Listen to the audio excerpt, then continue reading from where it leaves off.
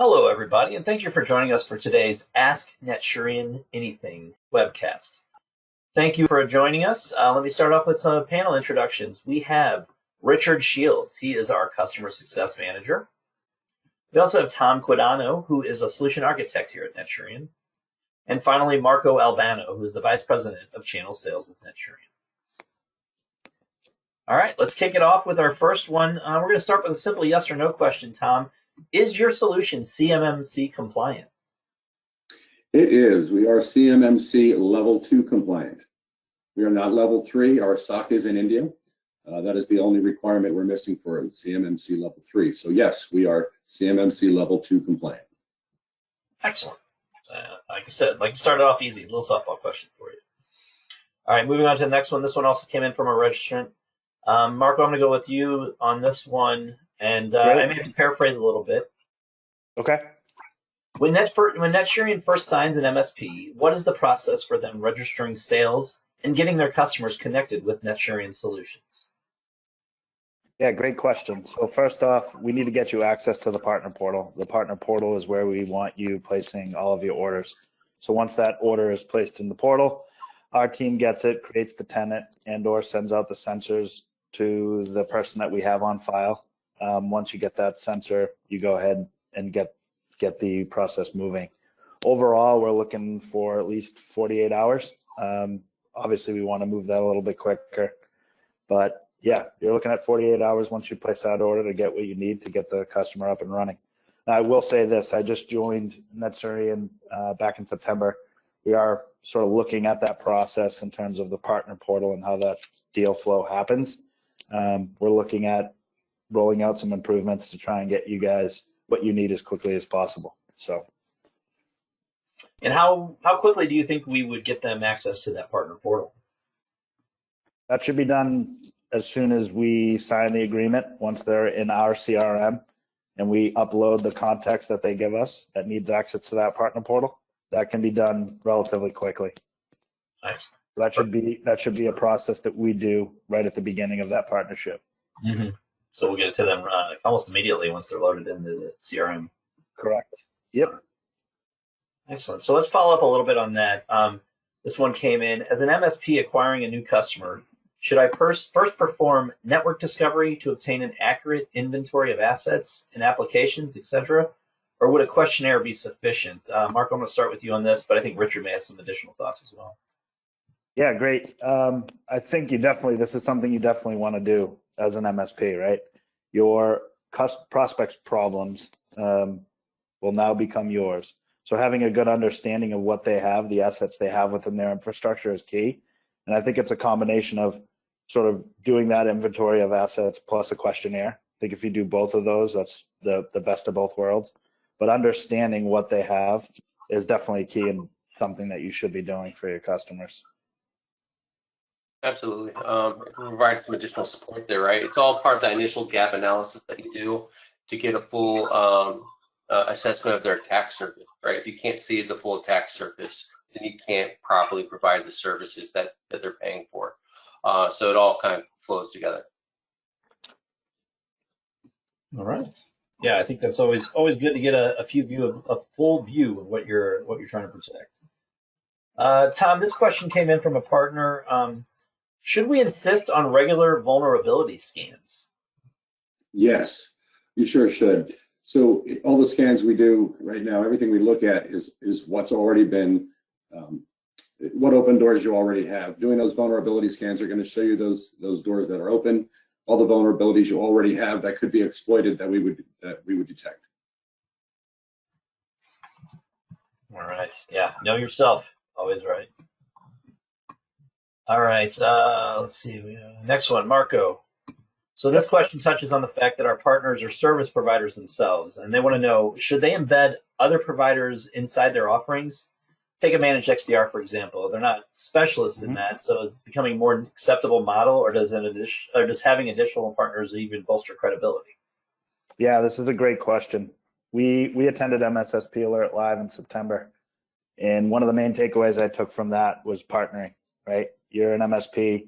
You may not have the bandwidth, the expertise on staff to do what you're looking to do. And I'll throw an example of a SOC, right? if you're not unable to do that themselves, like go out and partner. It's not a bad thing. It's becoming more the norm. And I think as the market shifts, you will see partnering is going to be key for you moving forward, delivering the best of breed service that you want to deliver to your customers. And I hope Anant's listening, but I'll plug him here just for a little bit. Anant, our Chief Strategy Officer, wrote an article regarding what it would take to build out your own SOC, and it ranges anywhere from $1.5 to $5 million, depending on how in depth you want that to be, right? So that's a lot of money and a lot of time, and you have to employ the engineers that are in that to run that for you.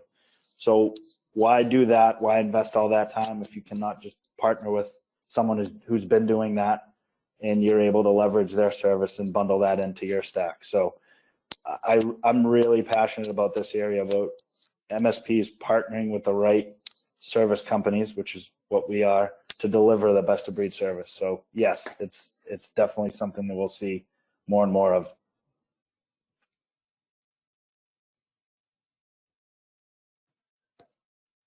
Sorry. Did we lose him?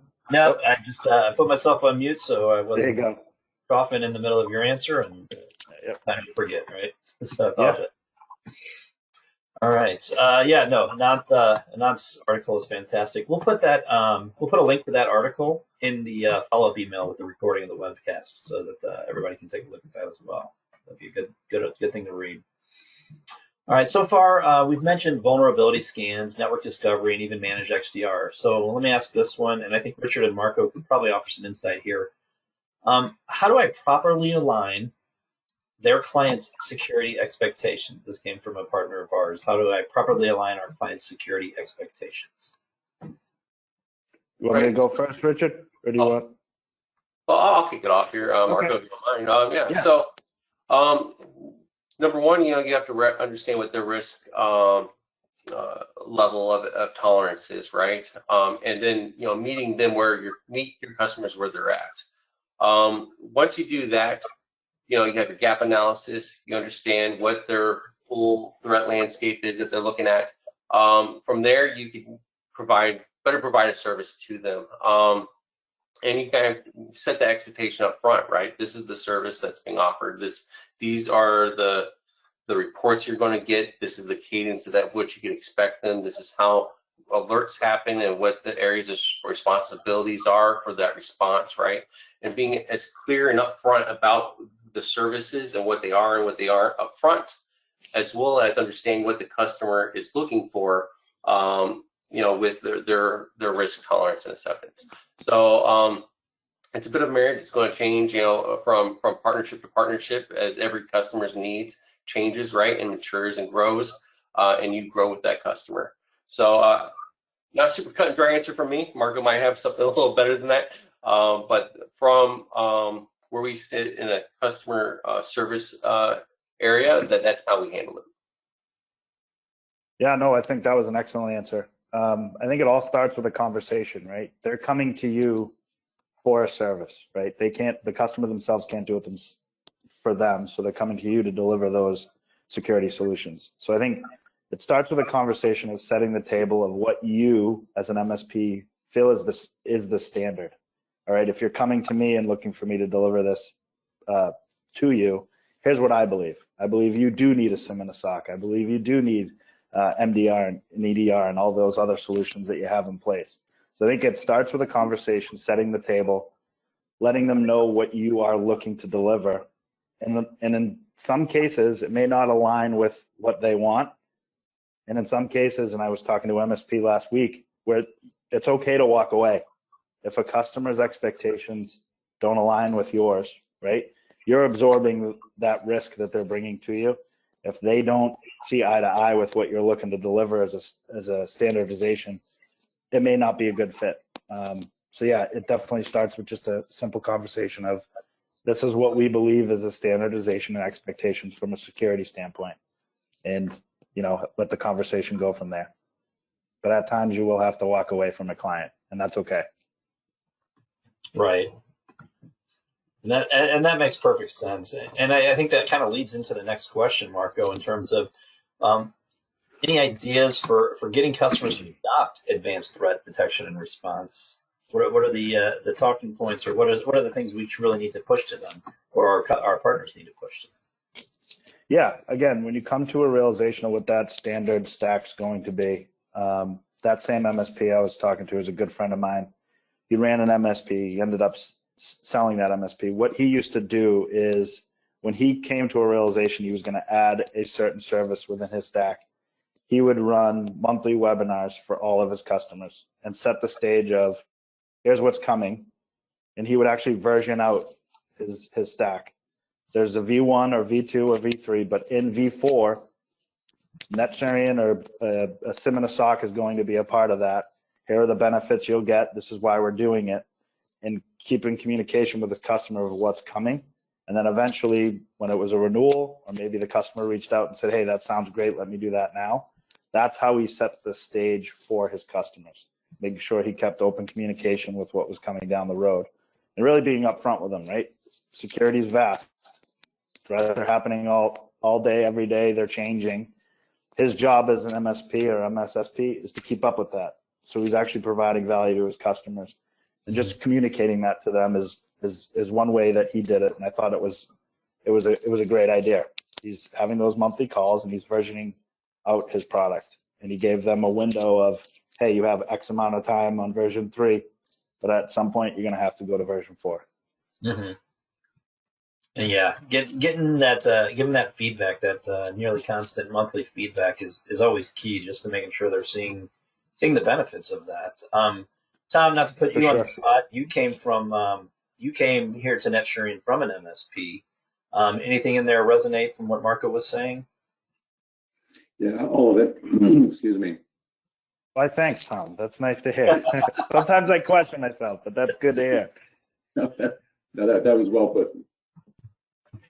Okay, perfect. Excellent. All right. Let me take a quick look at the Q&A tab. I want to grab it so I can read it. All right. Here's one that gets granular, Tom, a little bit. If NetSurian gets an alert that identifies incorrect login attempts, but then a successful login takes place, can the machine or service from a machine be properly identified on which this action is happening? Yes. So if you're talking about a machine that can give you a name, a domain, the DNS information, it will give you that. If not, it will give you at least the IP address. So you can always identify where this event is taking place. Excellent. All right. Just a reminder, if you guys have any other questions, please enter them in the questions tab. Happy to get to them as soon as possible. And yes or no questions are appreciated, but we can expound a little bit more as well if needed. So let me see what is next. All right, Marco. So here's a specific question surrounding legacy antivirus. If a customer insists on retaining legacy antivirus because the license is still valid, should we insist on upgrade to modern EDR before we accept them as a customer? Yes. Short answer, yes. You definitely should insist on the EDR platform. It kind of goes back to my discussion around versions, right? Mm-hmm. Antivirus was good for a time, but now we have next gen, we have better technology, and you are setting that standardization again. So you want to insist that they move to that EDR platform. And I'll go back to something else I said. When you're looking at a prospect, you're adopting their challenges. This is a way for you to show that value around, okay, you have antivirus, but you need this now. This is our standard, and this is what we'll push moving forward. And obviously, with your partners, depending on the antivirus contract and things, there's been instances where we can become a little bit flexible and try and work something out for you. So you deliver the actual service to your customer. So reach out to your channel account manager if there's anything that we can do to help get that customer across the line. So okay, so it's not necessarily it's not necessarily, hey, we need to walk away from it, but you did mention that point earlier, like there comes a time where you just need to walk away. Is this because of this could put yourself and other clients at risk? Yeah, again, this customer is coming to you for your expertise. So setting the table of, okay, you have the antivirus, but you need something better. These are all the benefits that come with it. And we're here to help frame up that story for you too. So if you feel like you're running into a brick wall, leverage us. We're here to sell with you and help you through those conversations with your prospects. Yep, glad to step in and help out however we possibly can. So, all right. Next question, Tom. Here's one about the role of an MSP plays when it comes to regulatory compliance. Ultimately, who is responsible for the data? I've heard of the business owner, the MSP, some even claim the vendor. Who is on the hook for that data? It is the owner of the data. Unequivocally, the MSP, the vendors, they're responsible to the customer, but the customer ultimately is responsible for the security of their data. Okay. Yeah, that just seems to make sense there. It's their data, they need to be responsible for it, but we'll certainly help to protect it as best as possible. But yeah, it comes out of them. All right. What is next? Cyber insurance. Yeah, so this assumed that there was going to be a cyber insurance question. I don't know if I get through without it now. So what is the role of cyber insurance for my clients? Is it possible that by hiring NetSurian to monitor security events 24/7, premiums could be adjusted downwards? Gentlemen, anybody want to jump up and take that one? It's definitely possible that it would help with the rates. I know there are some cyber insurance companies without a solution like ours, they won't even cover you. So it's becoming required as time goes on. It's becoming more and more required, both for cyber insurance and for compliance. Mm-hmm. Yeah, we've seen some stuff here at NetSurian with insurance where we've taken some other risks or reduced some risks as well. But yeah, I guess the less risky, the cheaper they're going to make it for you. They don't want to pay out. All right. Richard, let's circle back to you. I haven't heard from you in a couple of minutes here. So let me run one by you. It's long, but I think you can offer some insights. What is a way to show ROI from 24/7 security monitoring to a business owner? Follows up with, I feel like I am just asked to justify my monthly billing to customers each time, and simply, usually nothing untoward happens during that month that you can kind of specifically point out, so it sometimes makes it difficult to demonstrate the value. So any insight you can offer there would be helpful. Absolutely, and it's an extremely fair question, right? So we do offer a series of reports, right, at various cadence intervals that kind of address this for you. One of them is the TPP report, and basically what this report does, it'll break down everything that we've seen in the past month or week, depending on the service level for you. And so we investigate every single P1 that comes across our screen, and they may or may not be a true positive, right? And so that's a lot of work that's being done by the SOC that you don't have to worry about, right? If you're not getting that call at 1 a.m, well, then that's money well spent, right? Someone else is doing that footwork. Someone else is ensuring that it's safe. And if it is a true positive and you get that phone call, then hey, there's some remediation here. There's some steps I need to take in order to protect my data, protect my network.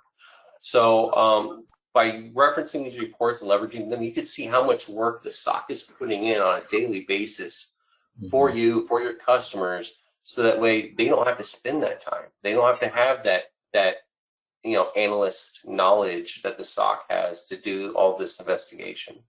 So the value there, it becomes real relevant in these visualized reports.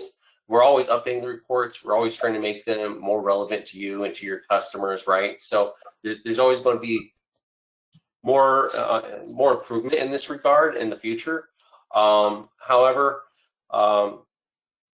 that is how we display today and how we plan to improve it in the future. Yeah, it's always working on updating that, making sure it's as effective as possible and useful to our customers and our partners. I kind of saw that one and I saw this. I was like, how can what does this mean to me? And I was thinking, okay, so I live in St. Louis. And so this comparison might not work to folks, especially at our home office in Fort Lauderdale. But we have snow 2 to 3 times a year here in St. Louis. So for roughly 9-10 months, owning snow boots, it's hard to justify. Why? I don't need them. Don't use them. But when the snow hits and I got to shovel my driveway, certainly to complain about investing in some warm snow boots. I don't want to get frostbite just because I couldn't spend the $30-$40 on some nice snow boots that I use 2 or 3 times a year. It's better to be safe than sorry. Is really what it comes down to. So, yeah, appreciate well, that. You're lucky. It's better. $33 is much better than $800 for a snowblower where I live. So you get snow quite often. We do, yeah. We don't get as much here in St. Louis. Yeah, I feel like we used to, but not as much. So. All right.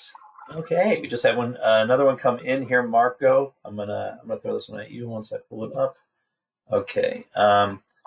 Jump around a little bit, but I'll make sure we get them all answered. Can you give any market insight on whether small and medium-sized businesses need this level of protection? Level of protection. Do these smaller companies fit NetSurean's solution? Yes. I was speaking to another MSP about 2 weeks ago and just picking his brain on what he's seeing in the market, size of his customers.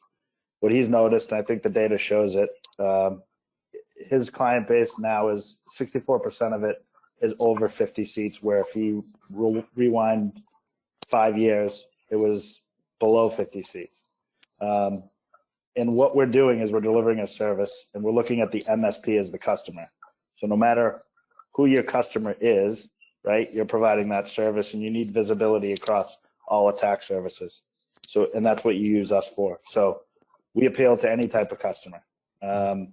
And having that conversation with that MSP and him sort of reinforcing that it's not just small businesses, that line is starting to creep further and further up, where organizations don't have the people to do what they need to keep up with security, and they're outsourcing a lot of that security now. And this is where, it's kind of exciting to be an MSP now, the market shift. So any type size, any type vertical, there's a fit for us. So definitely. Excellent. Well, thank you. All right. Next one coming up, and we're getting towards the end. So if you guys have any other, getting towards the ends of the ones that we had submitted beforehand. So if you guys have any other ones, please enter them in the chat. We'll get these asked right away. Jumped around a lot, but wanted to run another question by you. Our Chief Strategy Officer, Anant, he was mentioned earlier, he has a video coming out tomorrow about his top 7 cybersecurity trends to watch for in 2023. Like the other article, I'll put a link to the video in our follow-up email. So as we close out the year, next few weeks, I wanted to see if any of you have something that you think we should be aware of or look for as we head into 2023. Something we should watch out for or excited about sharing with our customers and partners. Well, I think some of the things that are going on is the move to a remote workforce. It's going to continue or even accelerate into 2023. Mm-hmm. And the further we go, the wider the attack surface becomes for everyone. So having a solution that can look at that entire attack solution is going to be more important as we go forward. The ransomware attacks, there's always new ones for that. Everybody's aware of that. They're targeting more and more businesses. They're starting to specialize on those, or really target those companies that haven't been targeted before, but the ones that are now lagging behind in security, that they know certain industries are lagging behind in security. Those are going to become more of a target as we go forward into 2023. Right, and I think to piggyback off that just a little bit is the trend towards more cloud-based infrastructure and cloud-based services. That's something that we're not going to move away from anytime soon, right? We're only getting to see more and more and more of that. So being able to cover that and probably monitor those solutions is going to be huge. Yeah, that's a good point, Richard. And I think too, as people move to the cloud, I think there's a false sense of security that people have, that just because they move to the cloud, they're instantly more secure. And that is just not the case. It's a bigger target in some cases. Yeah. We've seen in the past companies, talk about how, we're too small. Nobody's going to attack us. We're too small. The ransomware is not, We can't pay as much as some other ones. With smaller companies expanding out, like you said, more work from home, more cloud cover or cloud surface. Do you see ransomware attackers kind of going after even smaller to medium-sized businesses as opposed to large ones and trying to, maybe scattershot, spray and pray a little bit? Hey, we're going to shoot for, if we can get $100 from 50, it's the same as getting 500 from someone. Let me tell you small amounts, but. Oh, I'm sorry, David. I didn't mean to jump in there. I can tell you a story from my previous life here before NetShurian. I was a customer of the product here, and I worked in the home mortgaging industry, and we dealt a lot with smaller law firms that handled the mortgaging and signing of the stuff, right? And they get hit all the time. These are small little one-off shops, right? And they get hit with ransomware, they get hit with man-in-the-middle attack, all the time, right? And so size does not matter. Do you bring in a profit that can be stolen from you?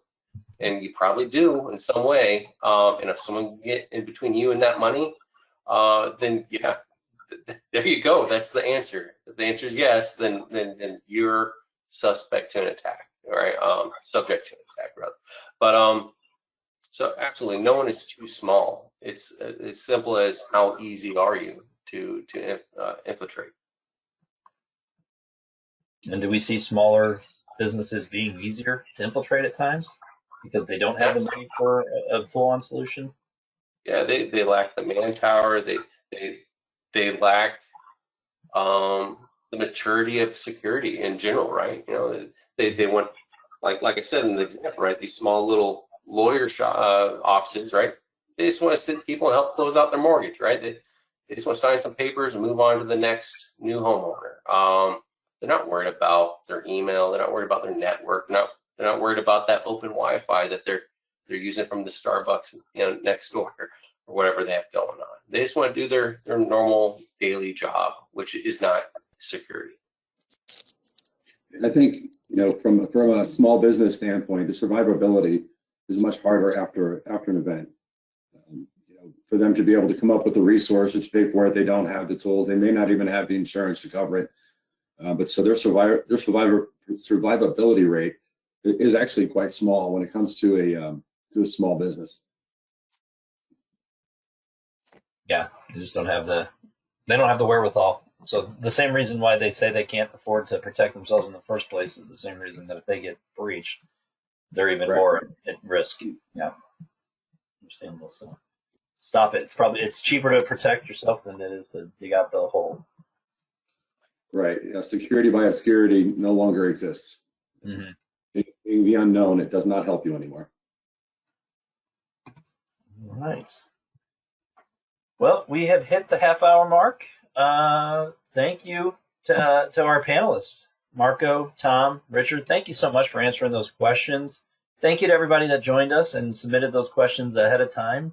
It really offered some great insight, had us jumping all over the place, but I knew guys are. Oh, hey, you guys got time for one more? Yeah. Bring it on. And this, I may have to ask for a little clarification, but it says, is there a simple way to what systems are installed? So probably talking to something we just talked about here. Is there a simple way to view into what systems are installed or see what systems that we have installed that need to be protected? I'm kind of guessing a little bit. So if the person who asks that, oh, here we go, maybe we go. To see what systems are installed, have the software and is installed on. So is there a simple way to see where the software is installed in your systems? So I think I could answer this if I'm understanding the question correctly. So you could see the list of systems that have the software installed, right? Because it's going to be reporting in, and we can pull that list. And if it stops reporting and it becomes a non-reporting device, we share that with you, and you could say, oh, okay, maybe I have some troubleshooting here. Maybe it's a decommissioned system, whatever. So that's a part of the offering. baked in, right? The other aspect of this question is, okay, do I have a CMDB of everything on my network, right? That comes a little harder to answer. There's definitely tools out there, and we could work with you to help go through that. That's part of our gap analysis. But it's very much dependent upon that customer. We're very much dependent upon them and their knowledge of their network to kind of address that question, right? There's tools out there that are designed specifically around, network discovery. And we were talking about partnerships and, adding things in your stack. If that's something you have in your stack already, great. But it's not something that's currently a part of our product baked in. Okay. The person who asked that question came back with, where would we see that report that you had talked about? So maybe we need to direct him to his account rep and get to him. Absolutely. You're more than welcome to email me directly. Is my contact information in here, David? I'll make sure it's out on the follow-up email. Perfect. Yeah, reach out to me directly. We'll get you in touch with your technical account manager. They could walk you through the whole thing and show you exactly where that is. If you're not an existing customer, reach out to us. We'll set you up with a demo. Yeah, definitely. I'm sure it is. That answered the question. Perfect. Thank you so much for asking that. So you weren't a sales guy, Richard. Look at that. He gets them in and hands them off. All right. Yeah. So, so that is what we have for today. Thank you once again, Richard, Marco, and Tom. I really appreciate it. Really appreciate all the insights. Thanks to everybody who attended. Thanks, David. Thanks, Tom. Thanks, Richard. Thank you, everyone.